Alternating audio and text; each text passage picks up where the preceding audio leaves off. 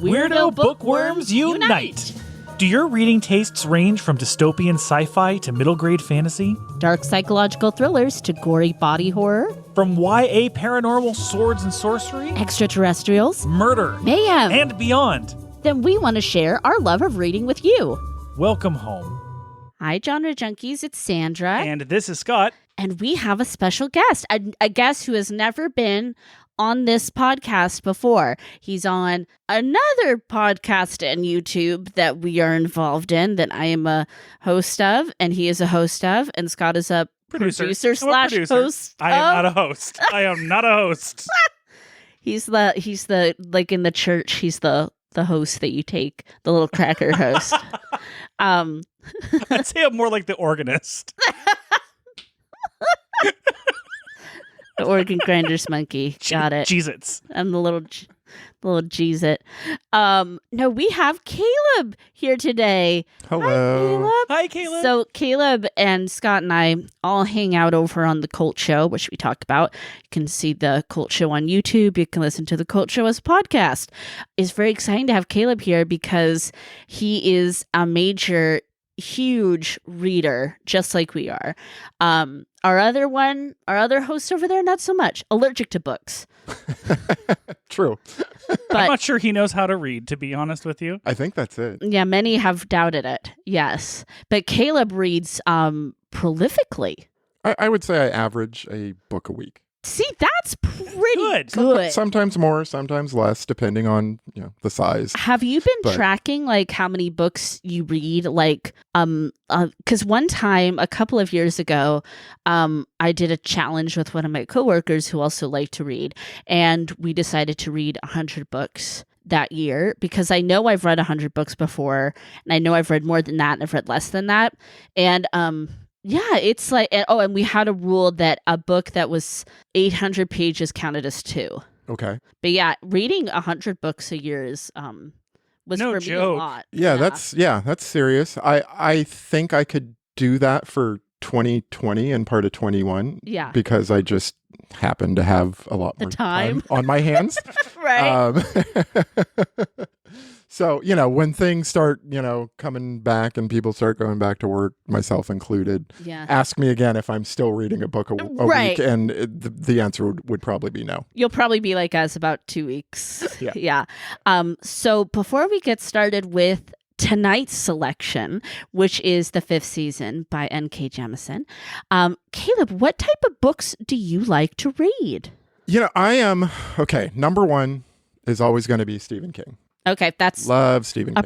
apropes. But, some of my other favorite books, going back to my childhood, I loved the Black Cauldron series by Lloyd Alexander. I can remember going to the library and always looking, for the next one and reading it. And funny story, just a week ago, I was in the library because my daughter I want her to start reading more. Yeah. And I thought, you know what? I'm going to get a library card too while I'm here. So I got a library card. And the first thing I did is I went to the kids section, not the adult, but the kids section to see if they and they didn't have them. I'm so mad. Oh no. Oh my God. I was going to cry if they had it. That was going to be a beautiful story. As it is, it's a nice story. No, well, okay. So here's the other thing. I would have been kind of upset if they had it because I wouldn't have been able to read it this week because I had to finish this book. That's true. So I'd have been like, what? But.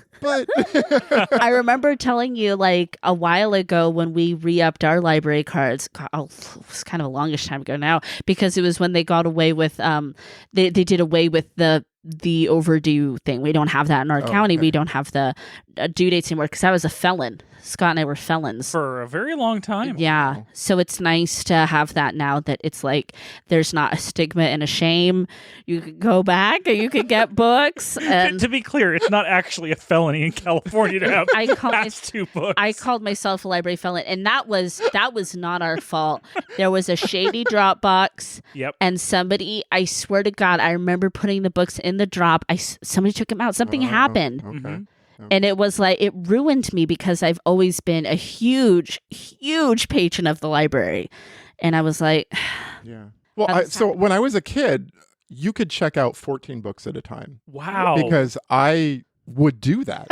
Like a whole series. Well, just whatever, because I loved The Adventures of Tintin, which I guess is a graphic novel. I didn't have that terminology back then. Right. But, yeah. I just loved that.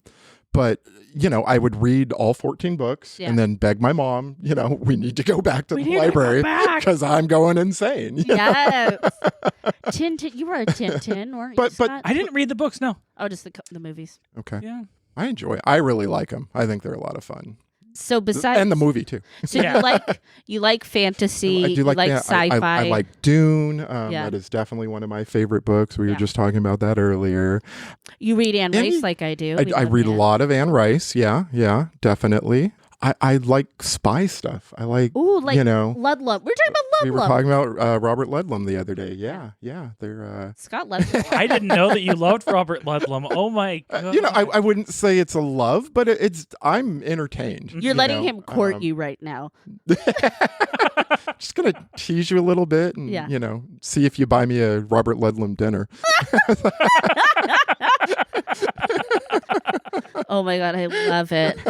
I love it. I mean, Clancy can be fun. And, oh yeah, can be. Are you a Crichton fan? I do like Crichton. Good. The lawyer guy. Oh, John Grisham. Oh, John Grisham, yes. So John Grisham's always fun.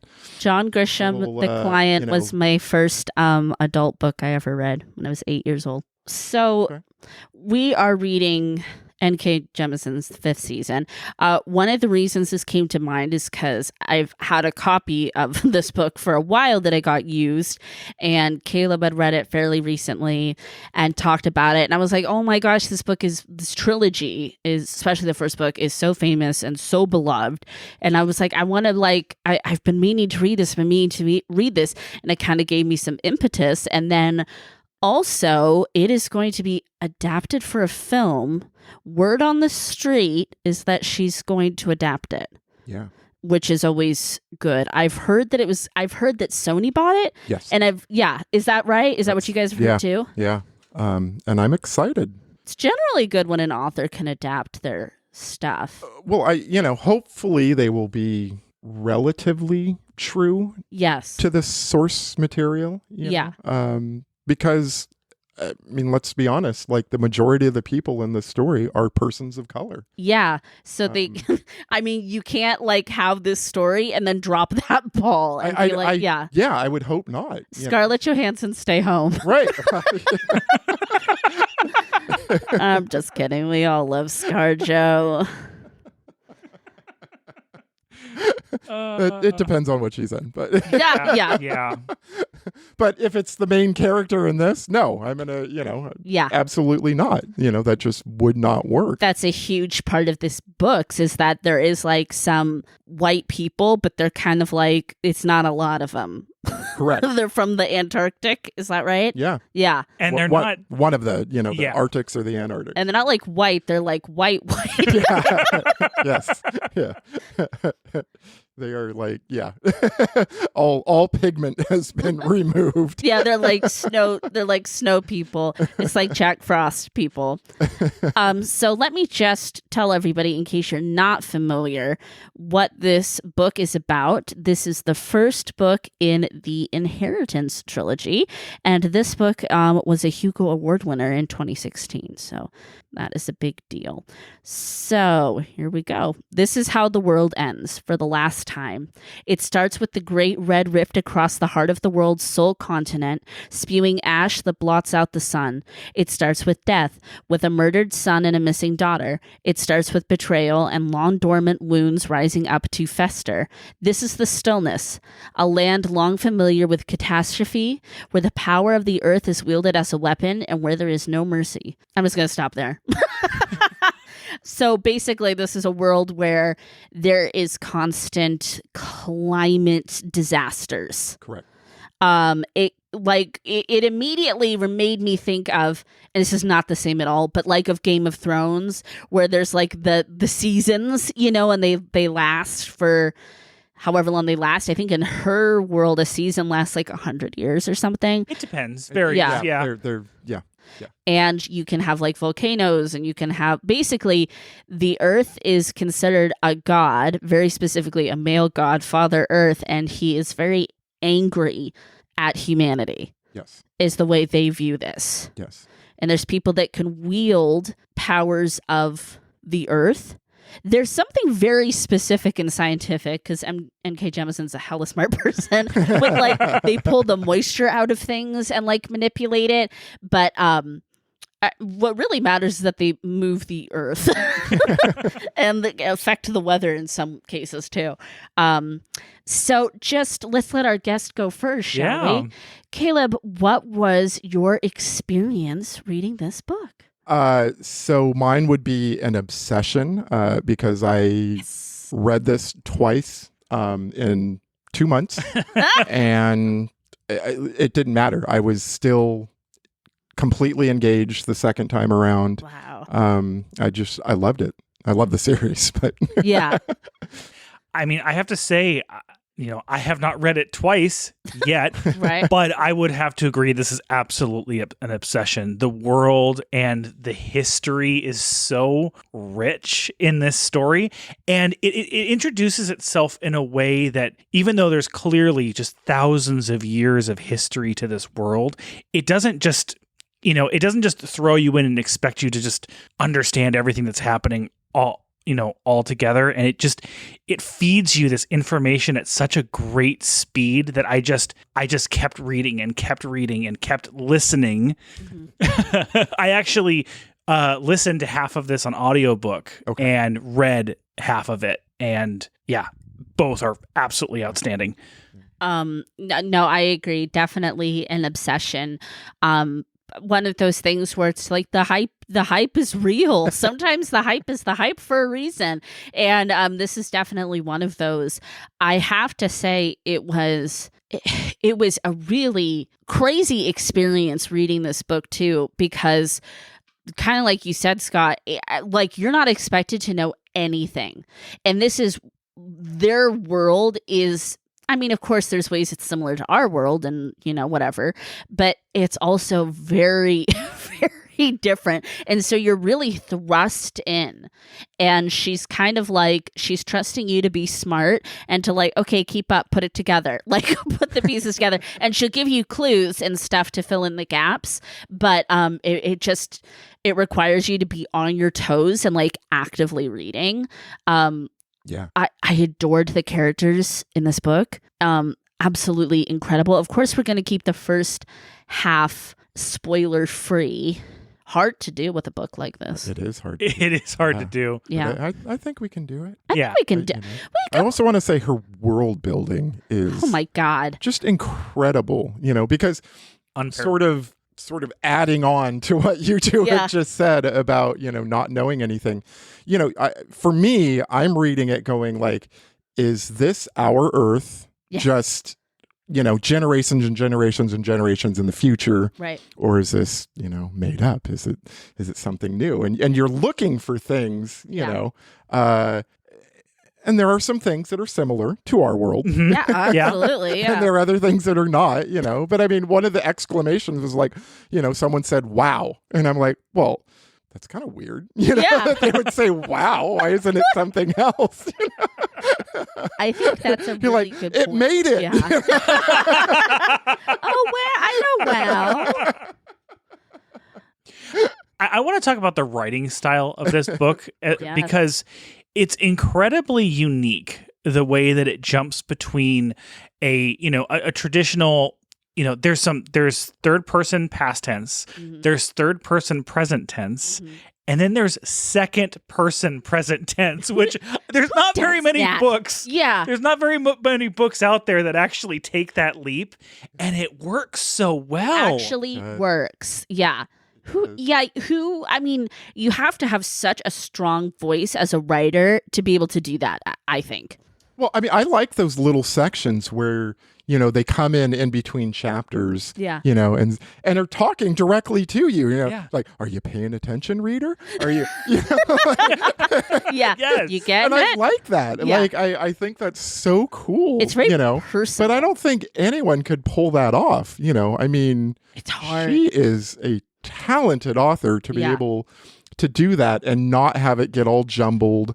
It just works. Yeah. It's amazing. She's the real deal. Like, and to have it that personal, and it feels personal. It feels like, I don't know, there's something about this book that it just feels like you get so invested. And I think a part of that is not only because you care about the world and the characters, but because of how she is telling you the story. Yes. Well, I mean, the point of second person is to make you feel like you're part of the story, and usually it kind of feels almost like a choose your own adventure book when Kind of, people right, yeah. like that. But this, like, by the end of the first chapter that was written like that, I felt very, very connected to the world that was being created. Like, I felt invested Yeah. in a way that I don't think could have been accomplished without using that style. Right. Yeah. Yeah. Absolutely. So one of the things that I think is really important about this book, that is like, it's very blatant. It's very obvious. It starts with the dedication at the beginning of the book. She says, "For all those who have to fight for the respect that everyone else is given without question." And I read an interview with N.K. Jemisin that said that this book was inspired by the Black Lives Matter movement and by her personal experience with systemic racism. Yeah. And it's sometimes you need authors to just put it out there and people will get it, and it'll, I like to think that something like this could change somebody's heart, when they see it, and make it more like, oh, I get it. Like, it's got a lot of message to it. But it's still like wrapped up in this beautiful fantasy story. And actually, for that reason, I just kind of want to slide mine in there, as I think this should be a mass appeal book. I think the representation is really important. And I think the message is very, very important too. And also there's a strong message, in my opinion, about the earth and about climate change and just like really important topics. She packs quite a bit in there. I mean, Yeah. I mean, it's a fairly large book to begin with, but I mean, there is a lot in there about, comparing they're called origins, right? Yeah, I say origin. Yeah. Okay. Sometimes I said origin-y. Well, we'll get into the names later about how I would wobble on different pronunciations, but the origins are the ones that can control the earth. And, there is it's hard not to say, like, these are basically like the slaves of, the South, and the comparisons, just, having them taken from their homes when they're children, changing their names, it's in this world's, for lack of a better word, constitution, that they're not even human, and can't, but the origins start to believe it too themselves, that they're dangerous, that they're less than, that they're, and that's, part of our main character's arc is, getting past all of that. Yeah. It's huge because you believe how society treats you. That's like, and it takes a lot to shake that off, whatever someone's putting on you. And it just, I just think it was so beautifully delivered too, because it's also just a great fantasy story. Yeah. Yeah. Yeah. Yeah. I'm going to go with my appeal as well. And I think I'm going to say mass as well. It's, it's always hard when we're talking about, genre fiction, especially something like this that is very deep fantasy and even kind of heavy science fiction-y in a kind of, it's really beautiful hybrid. Yeah. And, it's hard sometimes to recommend that to a mass audience, but I think that it's just so good and so well done, and that I can't see any reason why anyone wouldn't enjoy this book. And I would say it's it's got mass appeal as well. I think we're going to kind of agree on this a lot like one of tonight. those things where it's like, You know? I agree. You know? I know, Conflict sells tickets or whatever, but I really do feel like if you sit down and give it the chance, like you are going to like it. I mean, there are some horrific things that happen. There are some beautiful things that happen. I can't say it enough. It's a wonderful story. Yeah. Amazing female Oh protagonist. my God. Yes. And when we talk about representation too, not only is this largely people of color, there's also trans people, there's also queer people. Yeah.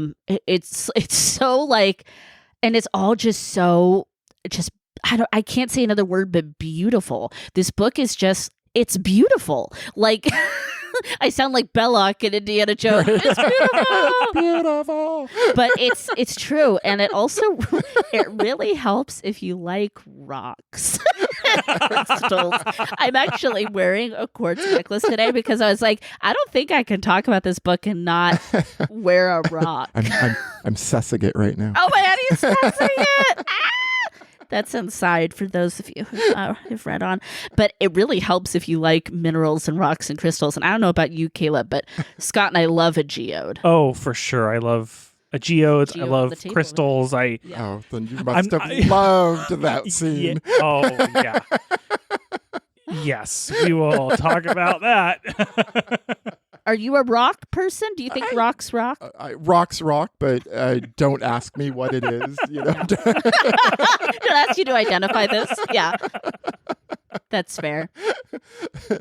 I'm like one of those kids that, like, look, I found a rock. And the adult's like, yeah, that's a piece of horse turd. Yeah, that's actually not going to be a rock. So sorry. Is there anything else you guys want to say before we move on to the spoiler section? I actually want to say really quick, the audiobook for this is so good. I like to listen to the audiobook a little bit faster than the normal speed. Yeah. And I really like an audiobook where I can listen to it at 1.4, 1.5 speed and still really get the emotion and the voice and the experience of it while still listening to it faster. I listened to this at 1.8 speed and I still felt like I was in it. Every character, every moment felt meaningful. Wow. The narrator was Robin Miles, who I was actually talking to Sandra about this, and we were going through all of the other books that she's narrated because I want to, listen to those books just to hear more books narrated by her. She's that good. The most recent N.K. Jemisin book looks like she narrated that one as well. So. Mm-hmm. Yeah, it's outstanding. That's such a good recommendation because there's so many people that like to do the audio versions of things. Even if you're one of our horror listeners, there's a lot of you out there, and I'm sure a lot of you followed Caleb over. Yeah, from the Cold Show, right? Yeah, read this book. It's absolutely worth it. It has everything you could possibly look for and more. Yeah. It's a stunning piece of art. Get in there on the ground floor before the film or movie or TV or whatever the heck it is adaptation comes out. We'll see. Yeah, we'll see in this day and age, huh? Okay, so we will be back after a tiny break with the spoiler section. Hey, Bookworm Buddy, don't forget, subscribe, rate, and review. And while you're at it, find us on Instagram at Genre Junkies. Okay, the spoiler section. The spoiler section. Okay. I mean, where do you even begin? I mean, you could start at the beginning, I guess. I know. Like, how tragic that is. How. Oh my God! This is a book filled with a lot of tragedy. It is, but it's like there's also a lot of uplifting stuff. So it's not like I didn't feel like bad or heavy, but there's a lot of tragedy in it. Because there would be for me, there would be like the sad stuff, and then there'd be like a triumph. You know what I mean? So it felt like a good balance. Well, it does jump around, so we will say that. So it's not. But I mean, when Eason walks into her home Oh God. and finds her little 2-year-old boy beaten to death. Yeah. And she's and dead then for she just days. like shuts down and is there for She 2 completely days. dissociates. Yeah. And That, like, you know, I seem to say this phrase a lot, but as a parent, like finding that and then finding out that it's your husband that did it. Yeah, and took your other kid to And God then took knows your where. other kid. You know, I mean, that's a hell of a way to open a book. It really is. I mean, it's like that type of feeling that like you feel it all the way down into your fingertips. Mhm. You're just like, oh my God. And it's just written in such a way where you feel this outpouring of compassion. But I think that's like, but see that like what I mean by like, and then it takes like a little bit of an uptick or like whatever is, and over at the Cult Show, we love revenge. We love revenge. And so then we've got this mad mama on a road to revenge. And I'm just like, you go, Right. get out there, you son. Well, and she's got a superpower too. yes. Yeah. You know, that opening scene was very like had Ari Aster vibes to me, like that Definitely. same Oh, feeling yeah. that I get that I, you know, when which I love Midsommar, but when we rewatched it again, I actually walked out for the first 15 minutes of the film Oh, because you didn't want to see because I didn't want to see it. I couldn't handle it. Mm-hmm. Like, I'm going to reread this book. I don't know if I'm going to reread that chapter. That Yeah. was kind of rough for me, and that is a good thing. That is a compliment to the writing. But Let's do this kind of in the sections. So let's talk about Isan, and then we'll talk about Tamaya, and which I mean we're all friends here in the spoiler section. But yeah. So my favorite character in this book, I have 2 favorite characters. One is Tamaya, and one is Hoa. of course, Hoa is one of Absolutely. Well, first of all, I'm completely fucking obsessed with the Stone Eaters. I am completely fucking obsessed with them. surprising no one. Surprising no one. But I love when I just really fall in love with like children characters in a book, and I felt that it was such a nice compliment to Isan's story that there's this child that's kind of her companion and feels like I want to be with you. And she's trying to fight this like maternal nurturing instinct towards him, but she can't stop. And I don't know, there's something about, I could see it so clearly, like the 2 of them, and he's kind of like trailing behind her a little bit. I don't know, I just had this like really, really awesome visual in my mind. Well, there's a scene with Hoa in the very beginning of the book that somehow I just kind of like glossed over and forgot about, of him climbing out of like that tomb. Yes. Like, I read that scene, I remember that scene vividly, Right. but I didn't make the connection for like half of the book. I'm like, oh yeah, What was he doing in there? yeah, that's right. He's that Stone Eater dude. It's Okay, apparently I'm the only one who didn't make that connection. Cool. no, it's Cool. okay. It's okay. Look, I've read it twice now. I'm not going to say that there weren't things that I caught this time around that I didn't get the last time around, but I felt that was like, I mean, there are a lot of things in this book where you're like, what is going on? You know, I mean, it kind of drives me crazy when you know somebody knows something, but they're not saying. Yes. And I'm not saying it's a bad thing, but it just kind of makes me kind of go like, come on, you know, Tell out me. with it. Just, you know, give it up, you know? I so had that feeling in reading this book as well. And it's kind of that like where she's giving us pieces, but you have to fill in a lot of blanks and, you know, to put the history of the world together and stuff. And I'm just like, ma'am, I need you to just tell me here, because I feel like we are friends and you're not, and like you're keeping secrets from me.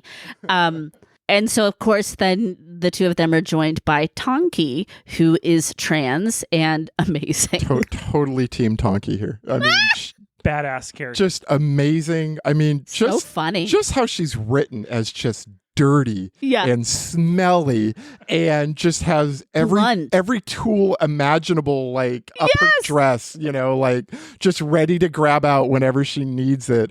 And I mean, she's learned, and so she just knows all these things. She can survive in this harsh world. She has been surviving in this harsh world. Some nice comedic And relief. she's trans, Yeah, and yes. gets grumpy when her hormones start Yeah. running out. Like, I just was like, oh my God, like, you can put this in a book? That's okay? I mean, I just loved it. Good. And I loved how Isun really just accepted it too. Because it's one of those things where it's like, it's obviously important because it's important to this character, but of Tonki, but it shouldn't be anything to her traveling companions, right? And so it was just like a perfect, like, let me show. I'm not going to tell you. I'm going to show you. Yeah. Yeah. Yes, it makes it not a defining characteristic, just a part of Yeah, that it's just person. talked about Yeah, twice, Right. Once where Isun's observing. maybe 3 times. Yeah. And then we know that Tonki's family didn't accept them. Right. Yeah. Yeah. For a number of But I mean, reasons. but that's it. Everything else is just, she is Tonki. Yeah. It's so well done. It's just so sweet. I love the 3 of them. Again, Tonki's great comedic relief a lot of times too. But like, they're just like a really odd little trio. It's very cute. That's like our little adventuring party. Yeah, it's it's like they're hobbits going off to We gotta go steal to the ring. Smaug's gold. Right? Yeah. But here they are, just off down the road. Off we go. And they all have like a mission in their head. I mean, not everyone's sort of saying what it is. They're keeping some stuff Isun wants to close. find her husband because he's got her daughter. Yeah. and has to die. Right. We Sure don't does. know what Hoa's motivations really are yet. We know We he's still attached. Don't even really know. We know he wants to be with Isun. Yes. Yeah. But I mean, other than that, That's though, all we know. We don't know. And then Tonki, as a scientist, as a learned person, Yeah. just wants to observe both of them. Exactly. Just wants to take notes the entire time. And like such a great reveal that it's like, okay, maybe I took a deceptive route, but I'm not. Right, yeah. And it's so funny because that's clearly the way she's been since a kid too, is like, I don't want to tell you everything. Okay, fine, I'll tell you some things. Right. To keep herself from getting murdered. So then we have Cyanite. That's how you say that, right? That's how I've been Yes. saying it. And yes. Alabaster, aka Baster. So okay, let me just throw this out there. I said Damaya and Hoa. What are your guys' favorite characters? And I am thinking them as separate characters. I am definitely Tonki. Team Honky, like I said. Honky. Tonky. I also love. I'm all about the queer folk. It's awesome. Inun. Inon. Inon. Oh my God. You can't He talk is about this so without cool. them. Like, Yeah. I just love just his grandiose. He's this big, giant black man with braids and just loves life. And he's fucking queer. Sorry, I know you don't cuss on this show. No, but we do. We do. You can bleep do. that We out. do. I just bleep it. But Yeah. I just love that. And I love their little trouble there. Oh Yeah. my God. I really quickly, what's your favorite characters? Oh, in honest, by is absolutely my favorite character. Okay. amazing, just gregarious, Loves life. friendly, Loves just life. yes. Yeah. And he's a pirate. And he's a pirate. It's like, oh, how much cooler can he get? How about he's a pirate too? No, And who doesn't love a fucking I pirate? know. A 6'5" pirate at that. A giant pirate. I love their. I mean, she doesn't even know what they call it. Their triad, their family. It's their family. Is like the best way to put it. I guess Anon is kind of both of their husband. Yeah. And like, but he, they Baster and Cyanite have a total connection and chemistry and love apart from him as well. And then then you add a kid in the mix and everything too. It's so just like it's natural. It just feels like it doesn't feel forced. It's like this is how this family is supposed to be. And it's really kind of beautiful. Yeah. Whenever I was reading those chapters, I had a smile on my face Oh. because you know what Alabaster and Cyanite have been through being brought up in the Fulcrum. So the Fulcrum is like the powerful government running things, basically enslaving the Origins. So they have never known love. They were removed from their parents at a very early age. Their parents didn't like them because they were afraid of them. You know, because they were Origins, and this world is brought up to hate them. And to have them find like this love, this happiness where they don't have to worry about who they are, what they are. Alabaster even talks about, you know, as a gay man, you know, he had one love and that was taken from him like early on. So for all of them to finally have that, I just had a big smile on my face. Yeah. You know? It's like, it's clearly like this really beautiful time for all of them. And there's this bittersweetness to it because we are hinted at that this will not last. Right. And it makes it even more like it's part of that uplifting and also emotional roller coaster that she's really good at taking us on. And I kept calling the baby conundrum. I didn't mean to. But no, let's just talk about Alabaster for a moment.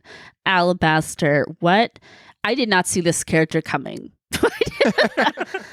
I did not see. I don't know. You don't see him coming, and like, I think he was presented to us in such a smart way because he's kind of like, he seems quote unquote crazy. He's got these wild ideas, but it turns out like, no, he's just actually been out in the world. He's not drinking the Fulcrum Kool-Aid anymore. Right. And he's like trying, you can tell that he's like, I shouldn't even bother with this Cyanite chick because she's just one of them, you know, for a while. Like, we're just supposed to breed, which was so awkward.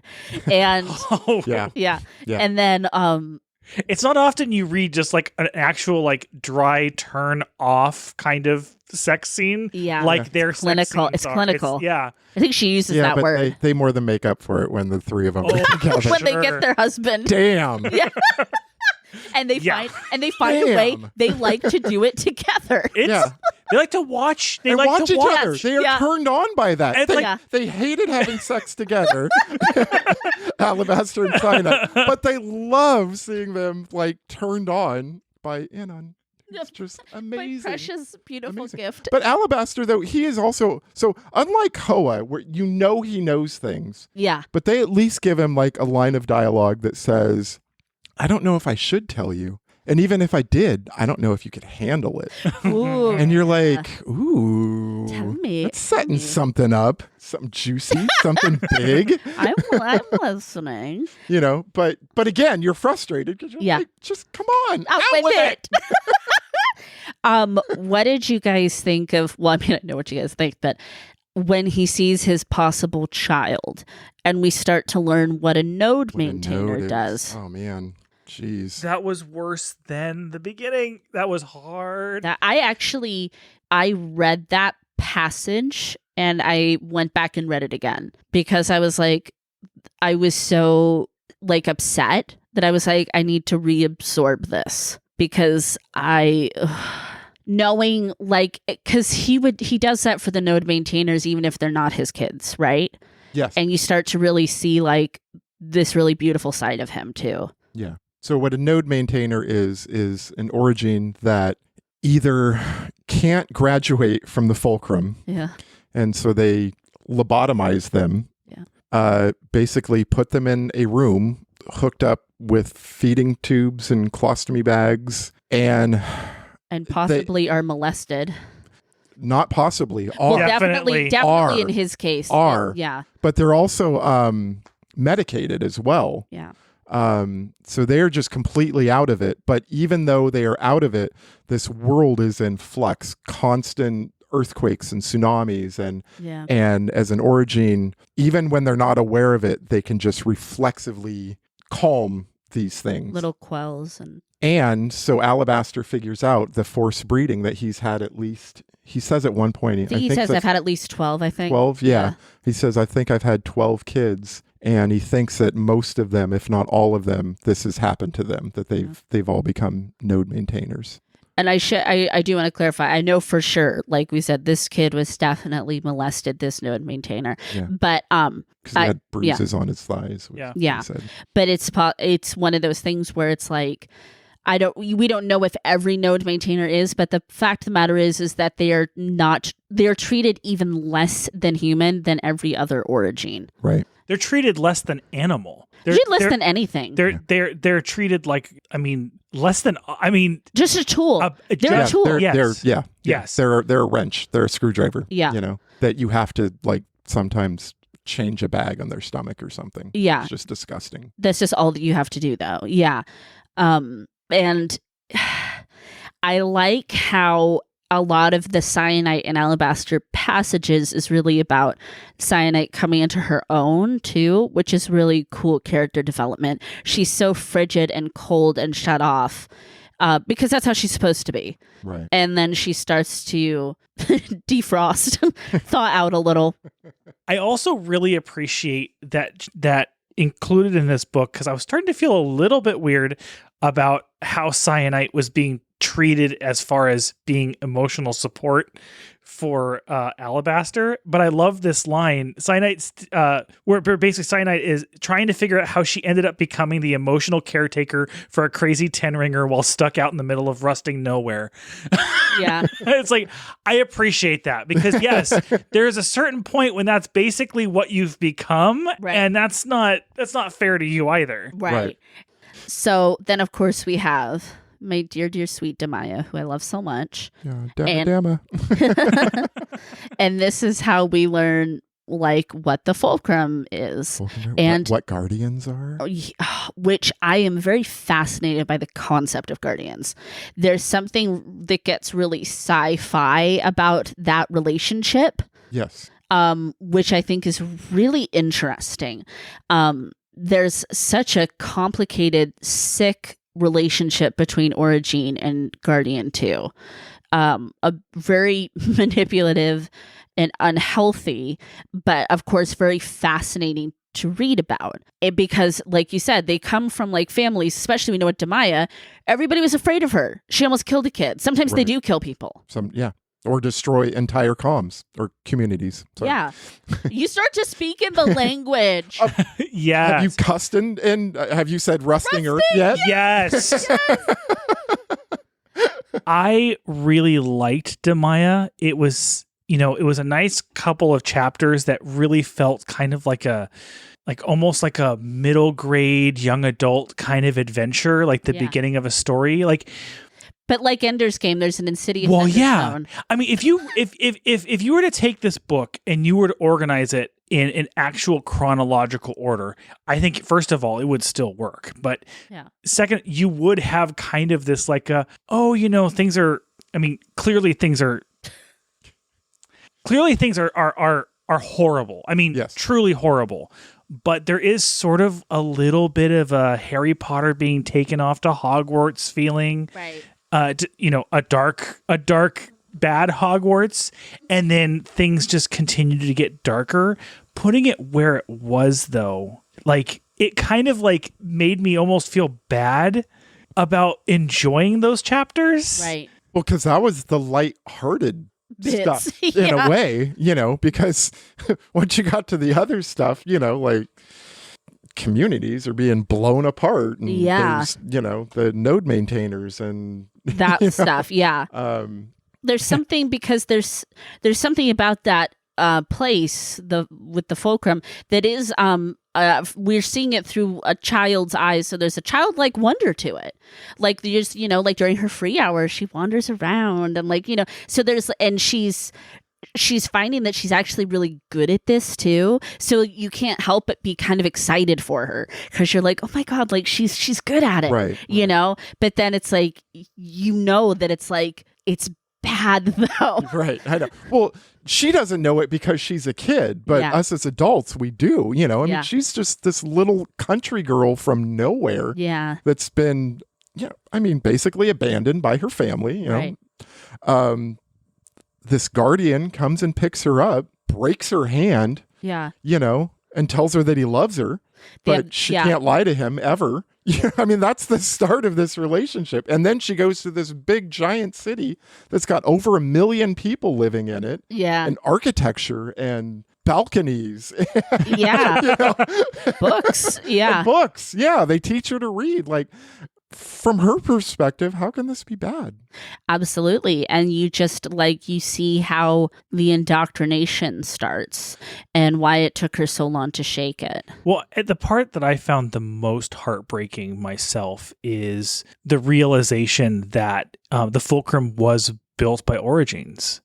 Like that whole structure, that whole control structure was built by themselves to protect themselves, but it's just so tragic. Another thing that I read that inspired her to write this was the concept of residential schools, which is something that is being very, very brought to light in Canada. They're forced to have a reckoning with it right now. We're kind of hiding and not having our reckoning about it in America. And it's also something like Australians and, well, basically anywhere where people have colonized another people and rounded up the indigenous folks, especially children, and put them in schools. Okay. And like, you can see the parallels.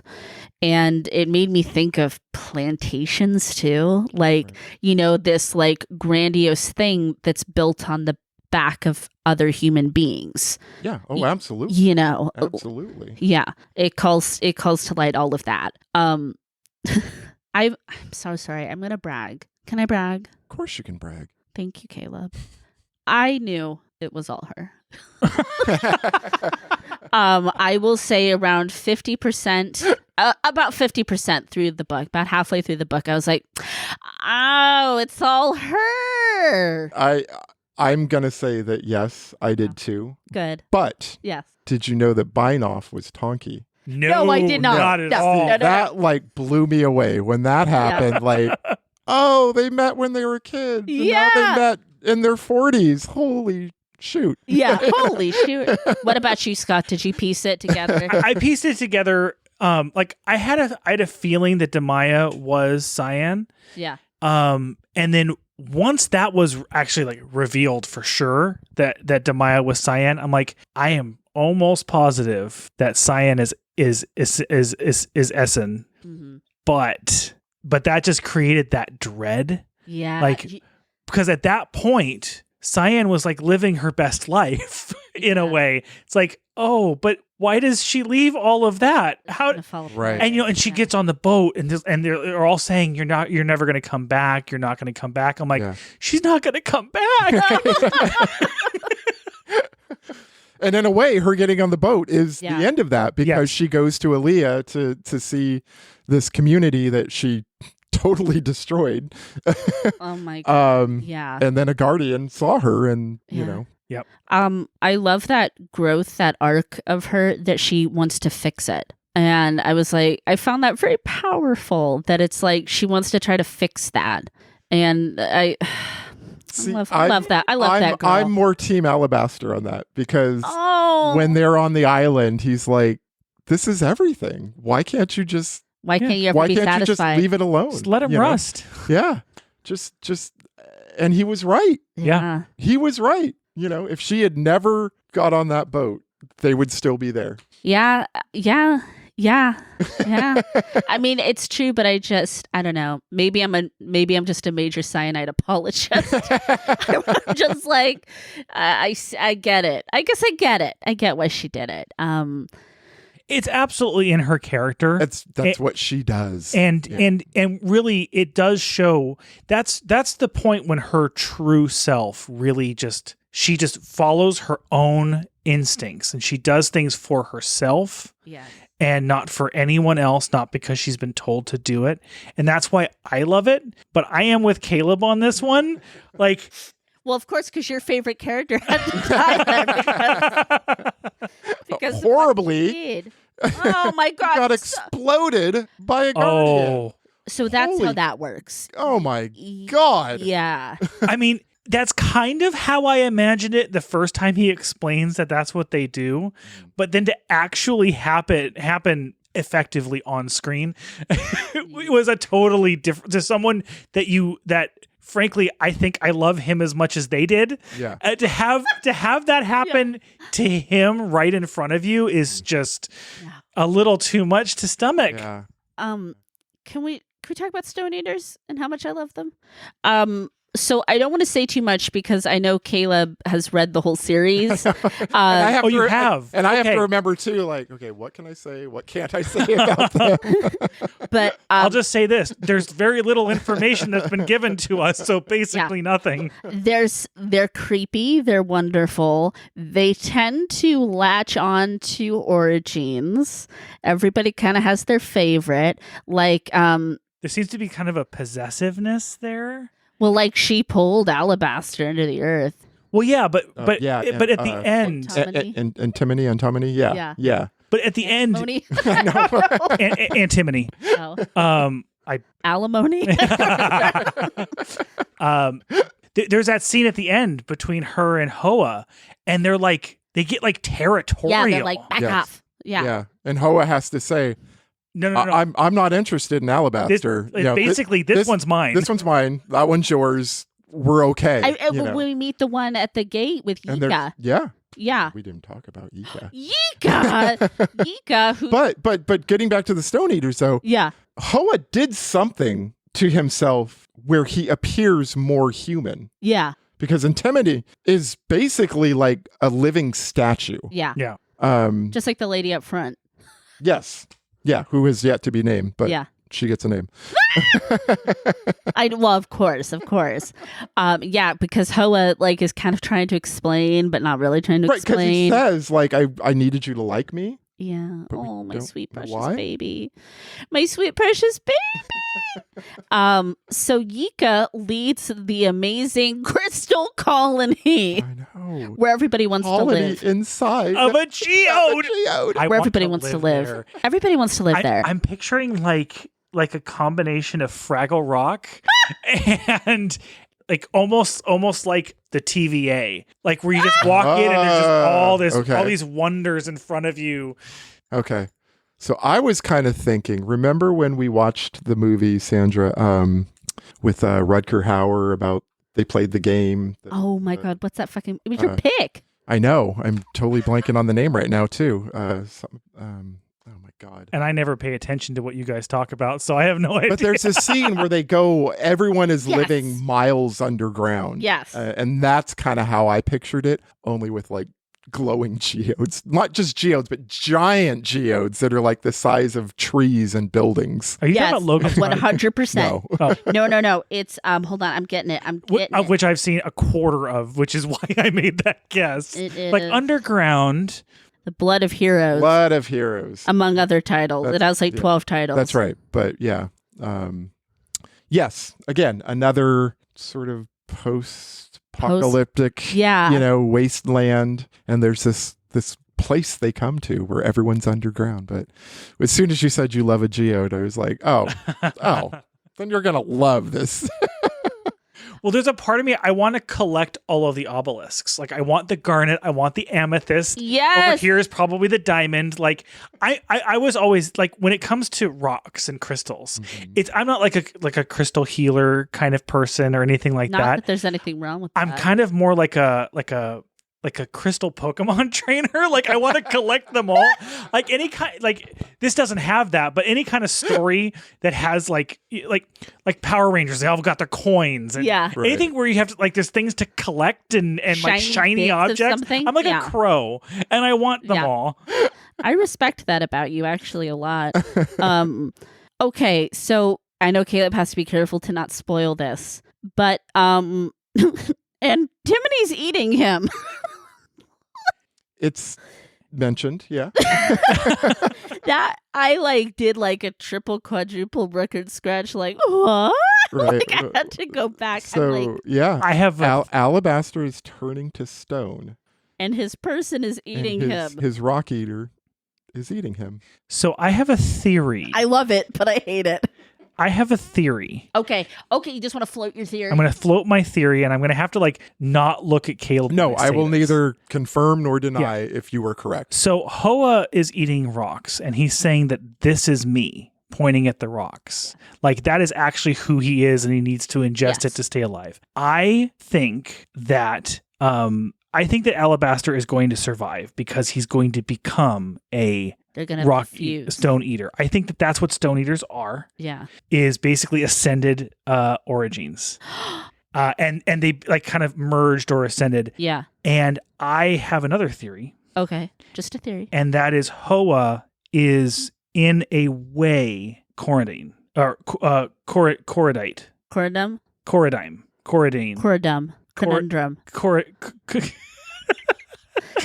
Sapphire. Sapphire. Cyanite and Alabaster's Kid. Yes. kid.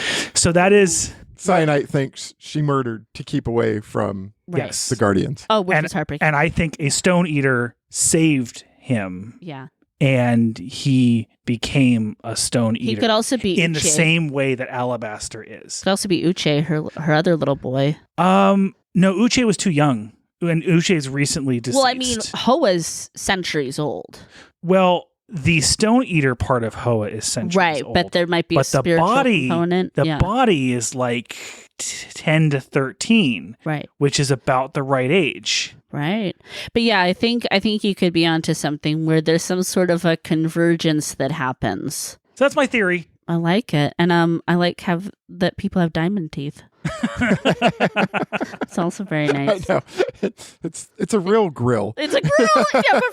But it's permanent. I really wish I could have seen your face, Caleb, as I was saying that, because I can't wait to read it. And then my theory's out there now. It's out there. It's always fun to make a fool out of myself yes. I had my Lady Gaga poker face on, so.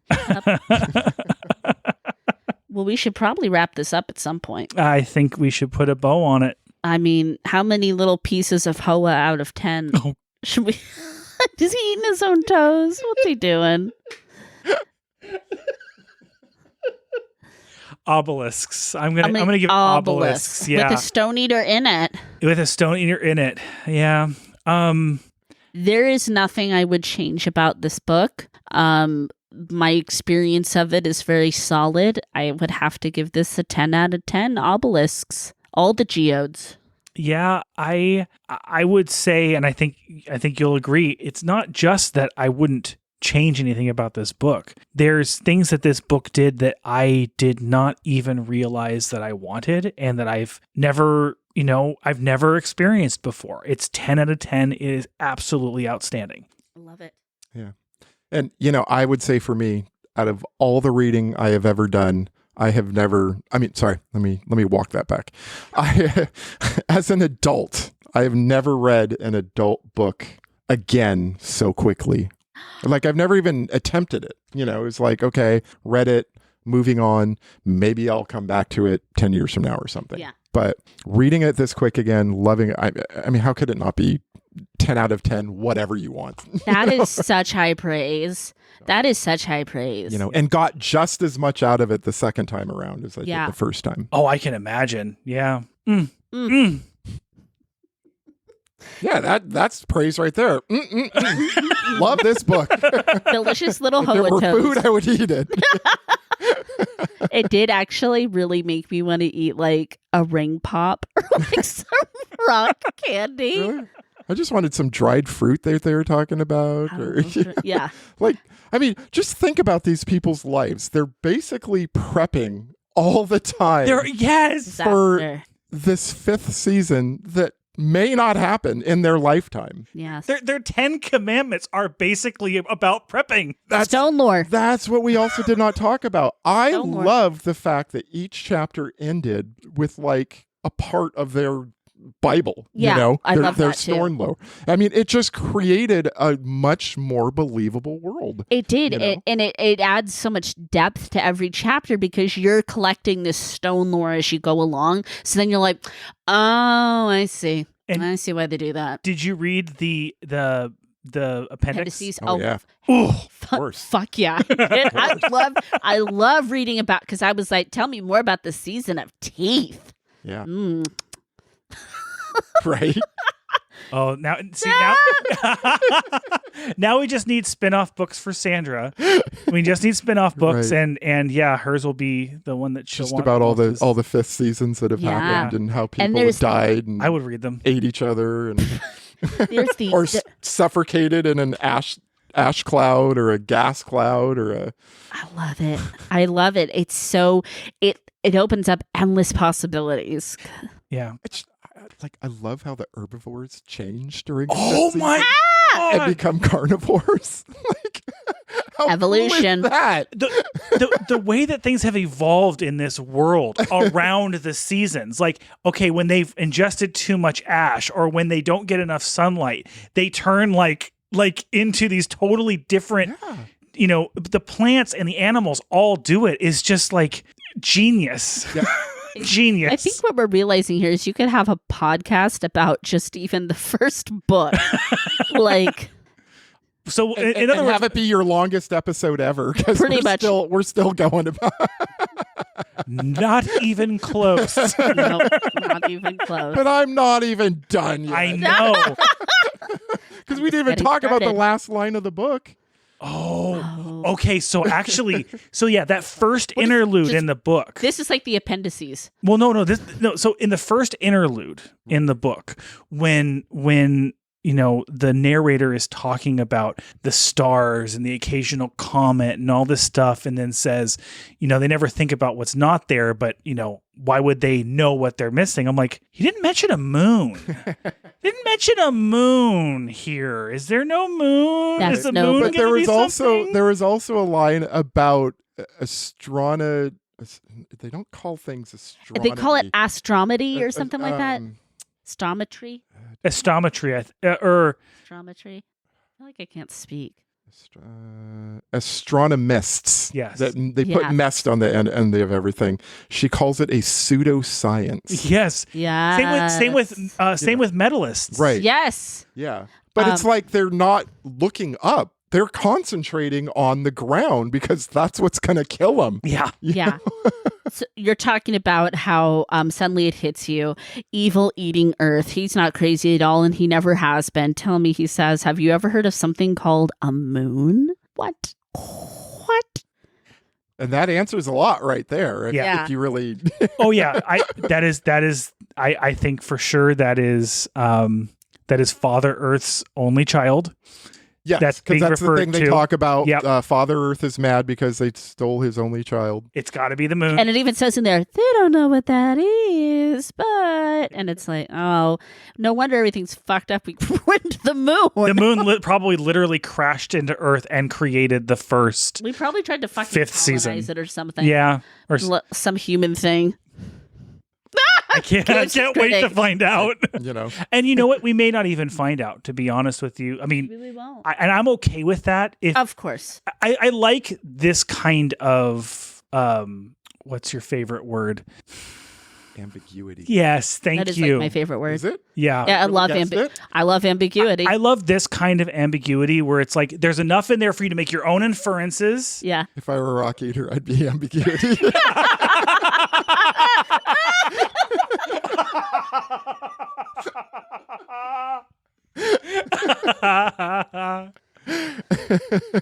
Sorry. I can't beat that. Good night, everybody. No. Finish. No, Finish. I like that kind of ambiguity where you know there's enough for you to make your own inferences on what is happening and what has happened in the past, and it doesn't need to be like that. Does not need to be laid out for me. Like, I love ambiguity. 50,000 years in the past, they lassoed the moon and brought it into the earth. I don't need to know all that. I mean, if she wants to explain all of that, I will eat it up with a spoon. Yeah. But I'm not going to be disappointed if she doesn't.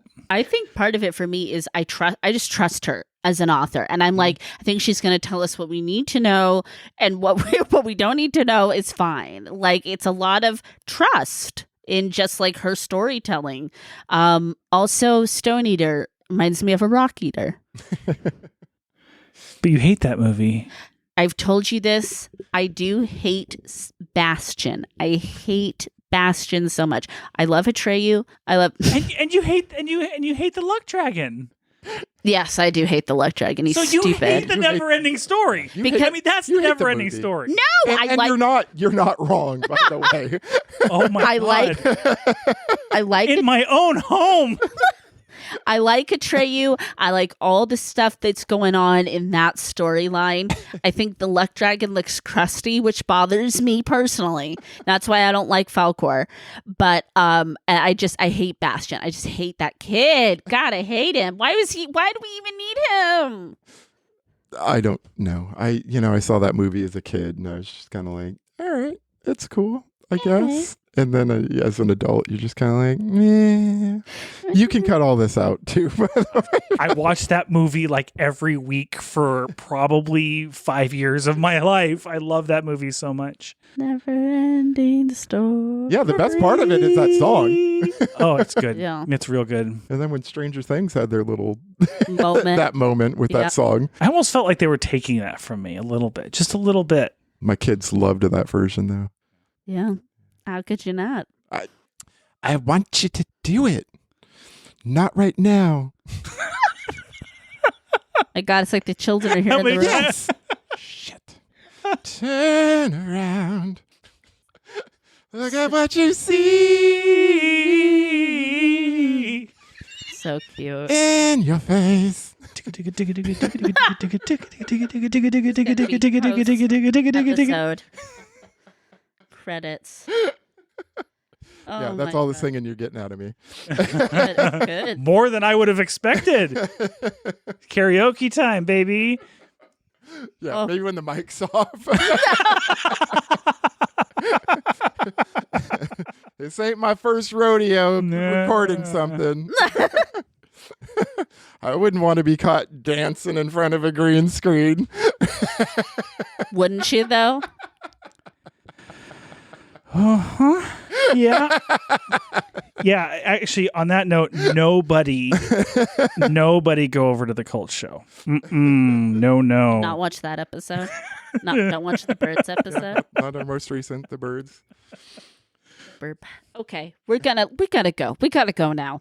My mind is reeling. My mind is racing with stone eaters and all sorts of things.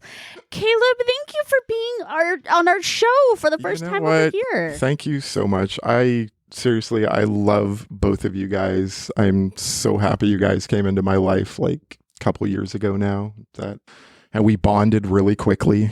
Yes. So Yeah. thank you.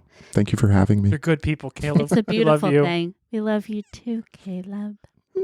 And I love that you read and you like books so we can talk about it. It's special. Like there's something about when you meet other people that love books and it's a magic that happens. It really does. We're able to connect. It's a language that we both speak. It's a language. Have you read? Have you read this? Read this book. Right. Yes, exactly. You guys gave me a wonderful book. Yes, which was our favorite book Oh the my- year we read it. Recursion. Oh, Which one? Recursion, remember? Oh, yeah. oh man. So good. That was like a gift that keeps on giving. Oh, Like that I've played loaned out. that out a couple times, but I've told them that has Give to it come back. You loan it out, but it's like attached to a string. You know, so normally, it's like, normally I'd be like, here, pay it forward, but I wanted that That's one mine, back because I loved it so have much. you read? Have the you read other- Project Hail Mary yet? Oh my God. Have you you- are Did you watching read out. any other Blake Crouch yet? Oh, okay. Dark Matter.